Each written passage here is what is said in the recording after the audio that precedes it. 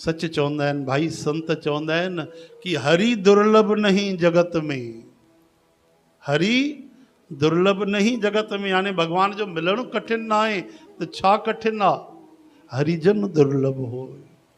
जेको भगवान खे पाइण चाहे उहे माण्हू दुर्लभ आहिनि। सच पुछो त असां पाइण नथा चाहियूं, हा न। अगरि असां भगवान खे पाइण चाहियूं हा त पोइ केवल भगवान खे ई चाहियूं हा। असां सभु था चाहियूं, भगवान खे नथा चाहियूं। कुछ अहिड़ा भी माण्हू आहिनि सभु कुझु बि चाहिनि था, भगवान खे बि था चाहिनि। भगवान खे बि मोटर कार बंगले जे समान हिकिड़ी शइ ॿधी रखियो। हा, असां वटि 20 लखे जी कार आहे, बढ़िया, हिकिड़ी उपलब्धि आहे, हा न। ॾाढो सुठो बंगलो आहे, हा, असांजो वर्चस्व आहे।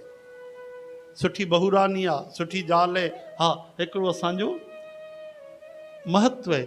ईअं बसि भगवान बि असां वटि आहे। हा, लेकिन जेको सभु छॾे भगवान खे चाहींदो आहे त भगवान उन जे बिना न रही सघंदा आहिनि। चओ हरे राम, हरे राम। और ॾिसो संसार कोई खसनि त कोन था। भगवान चवनि था संसार तुंहिंजो, जेको तोखे उपयोग करिणो आहे तूं कर, सभु तुंहिंजी शयूं, बसि पंहिंजो न सम्झणो आहे। मेरे तो गिरधर गोपाल, हा न। अरे मीरा तो महलनि में रहंदी, उन पाए वरितो, ॿुधायो। लेकिन असां, कमाल जी ॻाल्हि आहे, उन महल छॾे करे भक्ति कई। असां सुख सुविधा में भी भगवान खे नथा पायूं। हिकु बार